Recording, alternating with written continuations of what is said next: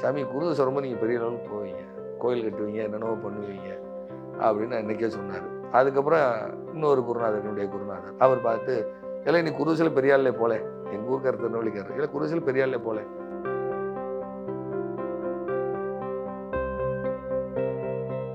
அதான் டி ராஜேந்தர் ஐயா ஒரு வீடியோவில் பேசியிருப்பார், நல்ல நேரம் எப்போ வரும்னு காத்துக்கிட்டு இருந்தேன். அவர் பேர் ஒரு பெரிய ஜோடர் யாருமே கிடையாது, நிறைய விஷயம் தெரியும் அவருக்கு, அவர் தெரியாத மேட்டரே கிடையாது. அது மாதிரி நல்ல நேரம் எப்போ வரும்னு நானும் காத்து கொண்டு இருந்தேன்.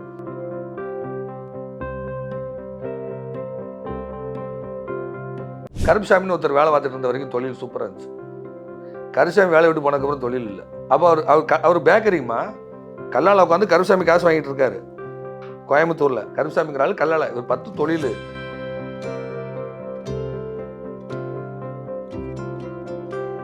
என்னுடைய இயற்பெயர் வந்து சரவணன். நான் பண்டிட் விஜயன் பேர் மாற்றினது நான் மாற்றலை, பண்டிட் அசோக் பாரதி ஐயா 2014 எனக்கு இதை வேற வச்சுக்கோங்க. இளையராஜா ஐயா முன்னாடி அவரை மாதிரி யாரும் வர முடியாது. எத்தனை பேர் மியூசிக் டேரக்டர் இருக்காங்க, அவரளவுக்கு பேர் வாங்கினாங்களா? பேர் வாங்கினா அது அவர் தான்.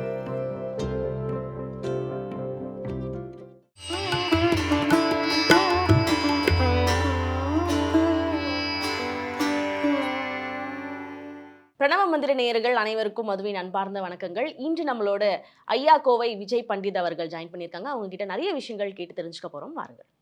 வணக்கம் சார். வணக்கம்மா. வணக்கம். வாழ்க வளமுடன், வாழ்க வளமுடன், வாழ்க வையகம். சொல்லுங்கம்மா. இப்போ இருக்க எல்லாருக்குமே சீக்கிரமா பணக்காரன் ஆகணும், நிறைய காசு சம்பாதிக்கணும் அப்படின்ற ஆசை இருக்கு ஐயா. எந்த கிரகத்திற்கு எந்த மாதிரி பெரும் பொருளாதாரம் வரும் அப்படின்னு சொல்லுங்க.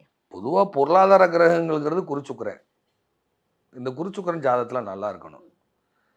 அதுபோக அவங்க வந்து ஆட்சி உச்சமாக இருக்கிறது அல்லது சுயசாரம் பெற்று இருக்கிறது, இதெல்லாம் இருக்கணும். ஆனால் இவங்களுக்கு பாவிகள் மறையணும், அதனுடைய தசாபுக்தி வரணும். வராமல் பொருளாதாரங்கிறது சில பேருக்கு வந்து இதெல்லாம் இருக்கும், ஆனால் அதுக்கான தசாபுத்தியே அவங்களுக்கு வராது. தசாபுத்தியே அவங்களுக்கு வராது. அந்த தசாபுத்தி வராமல் எதுவுமே இல்லை. செவ்வாய் சனிக்கு வந்து குரு மறையணும். செவ்வாய் சனிக்கு குரு 6-8-12 மறையணும். செவ்வாய் சனி நின்ற வீட்டுக்கு அவங்க மறையணும். மறைஞ்சால் மட்டும்தான் பெருஞ்செல்வம் வரும். அதே மாதிரி ஒருத்தர் தலைமை தாங்குவதற்கு வந்து செவ்வாய் சனியில் யாராவது ஒருத்தர் பலமாச்சுன்னா பெரிய பெரிய பதவிகளில் தலைமை தாங்குவாங்க. அதே செவ்வாய் சனி தான் கீழே விழுந்து டம்முன்னு விழுந்து எந்திரிச்சியாங்கிறதுக்கும் செவ்வாய் சனி தான் கட்டம் தான் எல்லாத்தையும் தீர்மானிக்குது. அது மாதிரி அதுக்கான தசா புக்தி காலகட்டங்கள் வரும் பொழுது அது நடக்கும். அதுக்கிடையில் நீங்கள் என்ன பரிகாரம் பண்ணாலும் சரி, என்ன உருண்டு புரண்டாலும் சரி, சப்போர்ட் பண்ணாது. ஒருவேளை அந்த மாதிரி கிரக அமைவு இருந்து அது வேலை செய்யாமல் இருந்தால் அது ஏன் வேலை செய்யலை, எதுக்கு வேலை செய்யலை, அதை பார்த்து அதற்கான நம்ம சொல்யூஷன் செய்யும் பொழுது கண்டிப்பாக வேலை செய்யும். அதுக்குன்னு ஒரு அளவு இருக்குது. இப்போ உதாரணமாக ஒருத்தருக்கு இதெல்லாம் இருக்குது, ஆனால் அந்த குரு ஏதோ பாதிப்பில் இருக்குன்னா அதனுடைய தன்மையை வந்து 20% இருக்கிறத ஒரு 30% 40% மாற்றலாம் அந்த பரிகாரம் சொல்லி. அதுக்காக பெரிய மல்டி மில்லியனர் ஆக்கிட முடியாது. அதுக்குன்னு அவங்க ஜாதகம்னு ஒன்று இருக்குது, அவங்களுடைய ஊழ்வினை கர்மான்னு ஒன்று இருக்குது, அதன் பிரகாரம் தான் நடக்கும். எந்த திசை எப்போ வரணும்னு ஒரு லாஜிக் இருக்குது. இப்போ உதாரணமாக சொல்கிறதா இருந்தால் நான் பிறந்ததுலேருந்து எல்லாமே கஷ்டம். என்னுடைய ஜாதகத்தில் செவ்வாய் சனிக்கு குரு 8 மறைவு, இதுதான் சூட்சுமம். குருதசை வந்ததுக்கப்புறம் தான் நான் எல்லாருக்கும் தெரியப்பட்டேன். அது வரைக்கும் எல்லாருக்கும் தெரியும். அன்றைக்கி இப்படி தான் நான் ஜோட சொல்லிகிட்டு இருந்தேன், இன்றைக்கி இப்படி தான் நான் சொல்லிக்கிட்டு இருக்கிறேன். இந்த தசாபுத்தி வந்ததுக்கப்புறம் தான் என்னுடைய லைஃபே மாற்றம் செய்தது. அப்போ செவ்வாய் சனிக்கு 8ஆம் இடத்தில் குரு எனக்கு. அதனால் அந்த குரு தசை வந்ததுக்கப்புறம் எனக்கு ஃபேமஸ். ஆக்சுவலாக வந்து பார்த்திங்கன்னா இந்த லக்னத்துக்கு குரு தசை வரவே கூடாது. நான் ரிஷப லக்னம். குரு வந்தால் மாரகம் செய்வார், மரணத்தை கொடுப்பார் அப்படின்னு எல்லா ஜோடரும் சொன்னாங்க. 2 பேர் தான் சொன்னாங்க, குரு தசையில் நீ பெரியாள் போ அப்படின்னு. பந்தளத்தில் இருக்கக்கூடிய அங்கே ஒரு நம்பூதிரி ஒருத்தர் இருக்கார் பந்தளத்தில், அவர் எனக்கு ரொம்ப நெருக்கமானவர். அவர் சொன்னார், சாமி குரு தசை ரொம்ப நீங்கள் பெரிய அளவுக்கு போவீங்க, கோயில் கட்டுவீங்க, என்னென்னவோ பண்ணுவீங்க அப்படின்னு அன்றைக்கே சொன்னார். அதுக்கப்புறம் இன்னொரு குருநாதர், என்னுடைய குருநாதர், அவர் பார்த்து, இல்லை நீ குருதசையில் பெரியாள்லே போல, எங்கள் ஊருக்கார திருநெல்வேலிக்காரர், இல்லை குருதசையில் பெரியாள்லே போல அப்படின்னாரு. ஐயா குருதசை வந்தால் உடுத்துறதுக்கு வேட்டி இல்லாமல் போயிடுவாங்களேன்னு சொல்கிறாங்க ஐயா. இல்லை போல, குரு கெட்டு போயிட்டாமலே, உனக்கு 8 கூட 8லே கிடக்காமல, செவ்வாய் சனிக்கு மறைஞ்சிட்டாமல, 5 கூட எனக்கு 10 போல வேலை செய்யல, கோயில் விட்டோல அப்படின்னாரு. அப்போ இதுதான் பாக்கியம். இது அந்த குருதசை காலகட்டங்கள். அது வரும்பொழுது அந்த மாதிரி பாவிகளுக்கு சுபர் மறையணும், இவ்வளோதான் கண்டென்ட்டே. அது எப்போ வரும், அவங்களுக்கு எப்போ அந்த தசாபுக்தி வரும், அது வரை காத்திருக்க வேண்டும். அதான் டி ராஜேந்தர் ஐயா ஒரு வீடியோவில் பேசியிருப்பார், நல்ல நேரம் எப்போ வரும்னு காத்துக்கிட்டு இருந்தேன்னு. அவர் பேர் ஒரு பெரிய ஜோடர் யாருமே கிடையாது. நிறைய விஷயம் தெரியும் அவருக்கு. அவருக்கு தெரியாத மேட்டரே கிடையாது. அது மாதிரி நல்ல நேரம் எப்போ வரும்னு நானும் காத்து கொண்டு இருந்தேன். அதேபோல் திசையை எப்படி இயக்குவது, இந்த தசாபுக்தியை எப்படி இயக்குவது, நான் ஏற்கனவே பல முறை சொல்லியிருக்கிறேன். இந்த திசையை எப்படி இயக்குறது, குரு திசையை எப்படி இயக்குறது. அப்போ எனக்கு குரு திசை தொடங்கும் பொழுது குரு எனக்கு 8ஆம் இடத்தில் குரு 12 கூடையர் தொடர்பு கொள்கிறாரு. குரு திசை துவங்குற அன்னைக்கு 12ங்கிறது வெளியூர் வெளிநாடு. 12 கூடையர் லக்கணத்தில் உட்காந்து 8ஆம் பார்வையாக செவ்வாய் 8ஆம் பார்வையாக குருவை பார்ப்பார். அப்போ அந்த திசை ஆரம்பிக்கும் பொழுது சாயந்தரம் 7:40 துவங்குது. 7 கட்டம் தள்ளி தான் எனக்கு குரு இருக்குது. 7 கூடைய செவ்வாயே பார்க்குறாரு. அப்போ 7:40 அந்த திசை துவங்குது. நான் கொழும்பில் இருக்கேன். இப்போ கொழும்பில் மிகப்பெரிய விஐபி, பெரிய மல்டி மில்லினியர், அவங்க வீட்டில் அன்றைக்கி வெள்ளி தட்டில் சாப்பிட்றேன். நான் சொல்கிறேன், ஐயா எனக்கு இந்த மாதிரி. அப்போ அவருக்கு ஜாதகம் பார்க்க போகிறது அன்றைக்கி காலையில் எனக்கு ரொம்ப வேண்டப்பட்டவர், எனக்கு உயிர் அண்ணன் அவர், திரு குமாரன் சொல்லி கொழும்பில் இருக்கார். அவர் வந்து என்கிட்ட இன்றைக்கி யார் வீட்டுக்கு ஜாதகம் பார்க்க போகிறீங்கிறாரு. இன்றைக்கி நான் வந்து அவர் பேரை சொல்லி, அதாவது ஜெயம் அப்படின்னு அந்த அவர் வீட்டுக்கு போகிறேங்கிறேன். ஏன்னா செவ்வாய் தான் ஜெயம். அவர் வீட்டுக்கு போகிறேன்னு மத்தியானம் ஒரு காலையிலே போயாச்சு. மத்தியானம் 4 மணிக்குள்ள முடிஞ்சு, ஐயா கொஞ்ச நேரம் ரெஸ்ட் எடுத்துகிட்டு நீங்கள் தான் இன்றைக்கி குரு திசை துவங்குதுன்னு சொன்னீங்கல்ல, எங்கள் வீட்டில் இருந்துட்டு நீங்கள் போங்க அப்படின்னு சொல்லி அவங்க வீட்டில் 6 கூடையர் சம்மந்தப்பட்டு இந்த குருவே 6 கூடைய சாரம். மாலை நேரம் 7 கட்டம் தள்ளிங்கிறது ஈவினிங்கு. மாலை நேரம் சுக்கிரன் வெள்ளித்தட்டில் அவங்க வீட்டில் உணவு சாப்பிட்டு வர்றேன். இப்போதான் மாறிச்சு, தலையிலத்தே மாறிச்சு. ஒருத்தருடைய பேர் வந்து அவங்களுடைய பண வரவை வந்து டிசைட் பண்ணுமா சார்? கண்டிப்பாக 100%. ஒரு ஜாதகத்தில் 10க்கு 2 10 தொழில் ஸ்தானம், 10க்கு 2 11 லாபம். சரியா, லக்கணப்படி அது லாபம். கருப்புசாமின்னு ஒருத்தர் வேலை பார்த்துட்டு இருந்த வரைக்கும் தொழில் சூப்பராக இருந்துச்சு.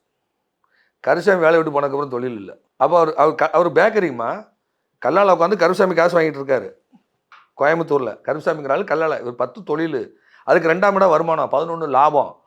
அப்போ அதில் சனி உட்காந்துருக்கு. சனிங்கிறது கருப்புசாமி. சரியா, சனி தான் கருப்பேன். அவர் கல்லால் உட்காந்து இவர் கடைக்கே போக மாட்டார். முதலாளி 9ஆம் இடம் முதலாளி கடைக்கே போகிறதில்ல. கருப்புசாமி இருந்து காசு வாங்குற வரைக்கும் கல்லால் பிஸ்னஸ் கூட்டம் கூட்டிகிட்டே இருக்குது. கருப்புசாமி தொழிலை விட்டு போயிட்டார், இவருக்கு வருமானம் இல்லை. எப்படி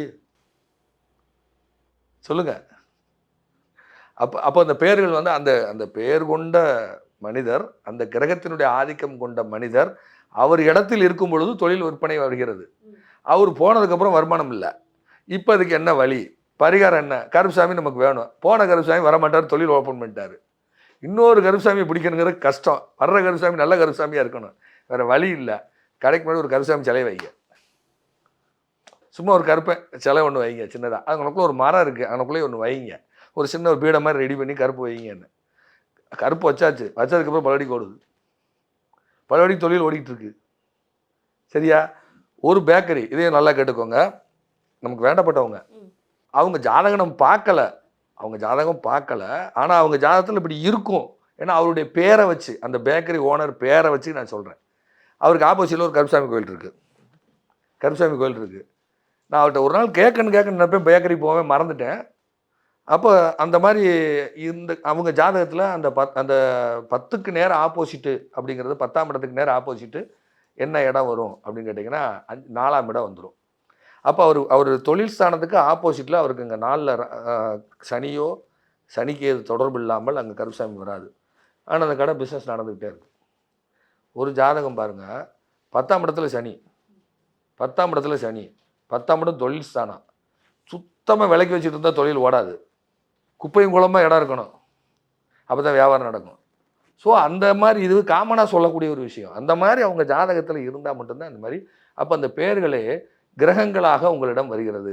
அந்த கிரகமே அந்த பேருள்ள நபர் மூலம் உங்களிடம் வருகிறார்கள். இதுதான் பிரச்சனை. சரியா? ஸோ இது தெரியாமல் நம்ம சொல்ல முடியாது. ஓகே, சில பேர் அவங்களோட பேரில் இருக்க ஸ்பெல்லிங்கை மட்டும் மாற்றுவாங்க சார். இந்த ஸ்பெல்லிங் மாற்றினா எனக்கு நல்ல காலம் வரும், எனக்கு பணம் சேரும் அப்படின்னு சொல்லுவாங்க. அது உண்மையா?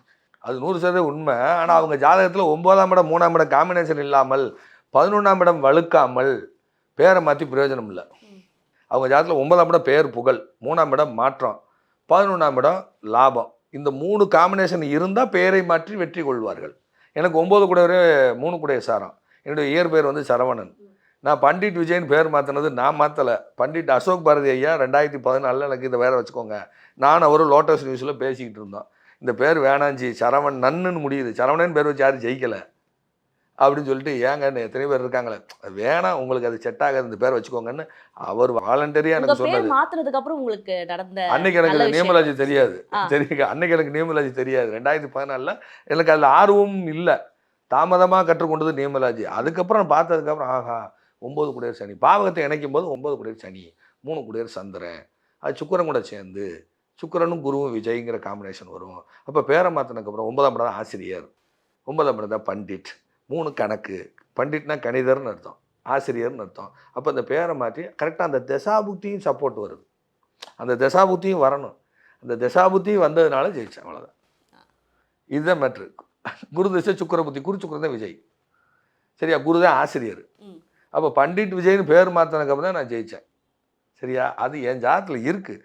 அதனால் பண்டிட்னு நீங்கள் பேரை வச்சுக்கிட்ட போகிற ஜெயிக்க முடியுமா? அப்படி கிடையாது. பண்டிட்னு எத்தனையோ பேர் வச்சு ஜெயிக்காமல் போனவங்களாம் உண்டு, கேட்டா இல்லையா. அந்த தசாபுத்தி நேரம் எல்லாமே கிரகத்தை தவிர ஒன்றும் இல்லை, கட்டம் தான் எல்லாத்தையும் தீர்மானிக்குது போங்க. இப்போ நீங்க சொன்ன மாதிரி கட்டம் தான் எல்லாம் எல்லாத்தையும் தீர்மானிக்குதுன்னு சொல்றீங்க. தீர்மானிக்குது. இப்போ குழந்தை பிறந்துருச்சுன்னா வந்து ஃபர்ஸ்ட் எல்லாம் பார்த்தீங்கன்னா ஜாதக ரீதியா அந்த பேர் தான் வைப்பாங்க. இப்போ எல்லாம் அப்பா பேர் அம்மா பேர் 2 பேரும் சேர்த்து ஒரு பேர் வருதா, அந்த பேரை நம்ம குழந்தைங்களுக்கு வைப்போம் அப்படின்னு வைக்கிறாங்க. இது வந்து நல்ல விஷயமா? கிரகம் தான் பேரே வைக்கிது, கிரகம் தான் பேர் வைக்கிது, நம்ம வைக்கல. அப்படின்னு நம்பினா தான் ஜோதிடம். நம்ம அப்பா அம்மா நமக்கு வைக்கல, அப்பா அம்மா மனசுக்குள்ள அந்த எண்ண அலைகளை தூண்டியது பிளானட். ஒருத்தர் ஒரு சிலருக்கு ஒவ்வொரு விதமான உணவு பிடிக்கும், சரியா, ஒவ்வொரு பிராண்டட் பிடிக்கும். ஆசிப் பிரியாணின்னு ஒன்று இருக்குது, அவங்க ஜாதத்தை வாங்கி பார்த்தீங்கன்னா ஆசிப் பிரியாணி விரும்பி பிடிப்பீங்களா, ஆமான்னுவாங்க. அதுக்காக கடைக்கு நான் விளம்பரம் தேடலை, புரியுதா இல்லையா. ஒருத்தருக்கு ஸ்டார் பிரியாணி பிடிக்கும். அப்போ அந்த எண்ணத்தை நமக்குள் தூண்டுவது அந்த பிளானட்டு, அந்த அந்த கிரகத்தினுடைய ஆதிக்கத்தை நமக்குள் தூண்டி அந்த எண்ணத்தை நமக்கு உண்டாக்குகிறது. ஒரு சிலருக்கு ஒவ்வொரு இசை பிடிக்கும், ஒரு சிலருக்கு ஒரு சில இசை பிடிக்கும், ஒரு சிலருக்கு ஒரு இசை பிடிக்காது. இப்போ இளையராஜா ஐயா மாதிரி யாரும் வர முடியாது, இளையராஜா ஐயா முன்னாடி அவரை மாதிரி யாரும் வர முடியாது. எத்தனை பேர் மியூசிக் டேரக்டர் இருக்காங்க, அவரளவுக்கு பேர் வாங்கினாங்களா? பேர் வாங்கலைல்ல, அது அவர் தான். அப்போ எல்லாத்தையும் தீர்மானிக்கிறது கிரகம். அவர் சொல்கிறார் இல்லையா இளையராஜா ஐயா, என்னுடைய இசையை நீங்கள் கேட்பதற்கு ஏற்கனவே கிரகங்களும் இறைவனும் டியூன் பண்ணி வச்சாச்சு, அதனால் என்னுடைய இசையை நீங்கள் கேட்குறீங்க. அது உண்மை, அது உண்மை. அது இதை உணரணும், உணர்ந்தா தான் ஜோதிடம். இது தெரியலன்னா ஜோதிடம் இல்லை, அவ்வளோதான். ஓகே. கேள்விகள் அனைத்திற்கும் பதில் சொன்னமைக்கு நன்றி. நன்றி, வணக்கம். வாழ்க வையகம், வாழ்க வையகம், வாழ்க வளத்துடன்.